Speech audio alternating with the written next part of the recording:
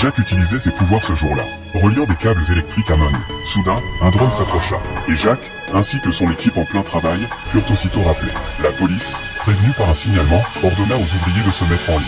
Ils voulaient vérifier s'il y avait parmi eux des individus dotés de super-pouvoirs. Car sans autorisation, les détenteurs de pouvoirs spéciaux n'avaient pas le droit d'être employés. Après identification par le drone, on découvrit que plusieurs membres du groupe étaient effectivement des surhumains. Les agents leur ordonnèrent alors de rentrer immédiatement chez eux. Mais à ce moment précis, le drone détecta un criminel recherché. L'ambiance sur place devint aussitôt tendue. Cependant, l'homme ne résista pas. Il laissa l'agent lui passer les menottes, puis se laissa escorter jusqu'à la voiture de police. Mais juste au moment où il allait être placé à l'intérieur, ses mains, attachées derrière son dos, soudain libérèrent des flammes, brûlant l'officier sur le champ. Aussitôt après, l'homme s'enfuit précipitamment, ignorant que, dans la seconde, le drone avait déjà déployé 2 policiers mécaniques, qui l'abattirent sur place. Pris de panique, l'autre agent obligea Jacques et les autres à se coucher au sol. Mais aucun d'eux ne savait que, de l'autre côté de la ville, un événement bien plus grave était en train de se...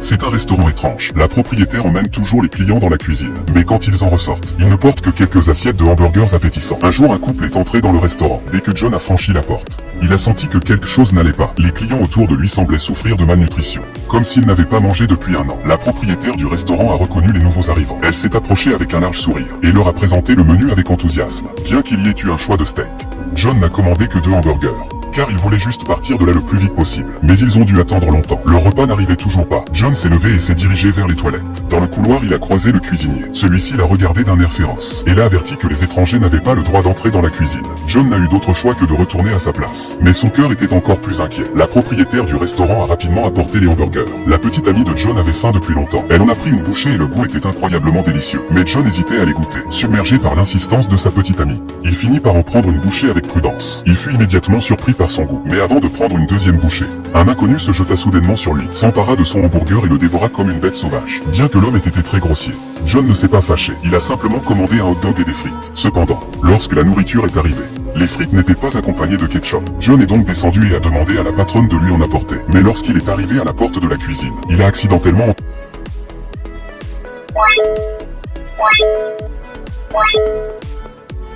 C'était la première fois qu'il prenait l'avion, mais un petit garçon lui avait volé son siège.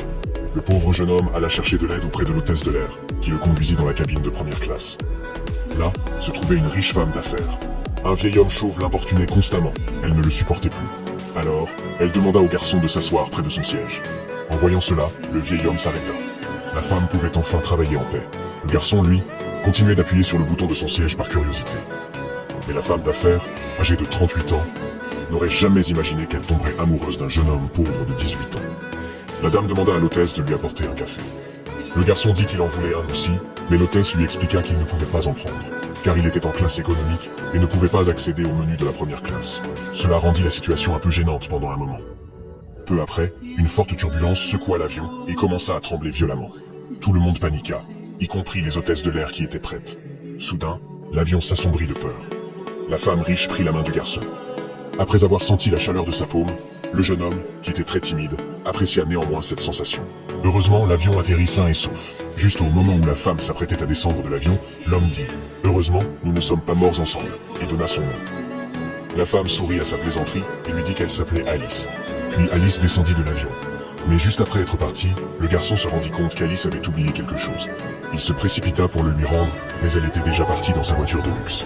De son côté, Alice se rendit compte qu'il lui manquait des documents importants pour son travail.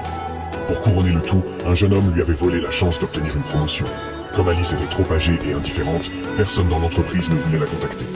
Juste quand elle était perdue, elle vit un petit monde. Le garçon était venu la voir et avait l'intention de lui rendre ses affaires. Alice le contacta et ils convinrent de se retrouver à une adresse.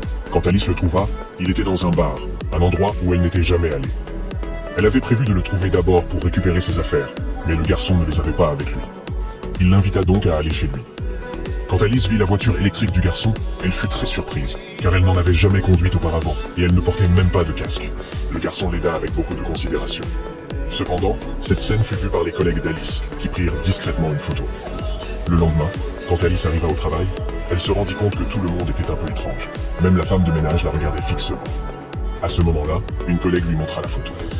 Alice comprit que son travail était en danger. Comme prévu, son patron la retrouva, mais étonnamment, il n'avait pas l'intention de la renvoyer. Au contraire, Il se réjouit de voir les changements chez Alice. Cela fit réaliser à Alice qu'elle pourrait obtenir une promotion et une augmentation. Elle y pensa toute la nuit. Le lendemain, Alice se changea, alla à l'école du garçon. Tous les garçons étaient fascinés par elle. Mais si tu veux voir le film, il s'appelle 20 ans d'écart.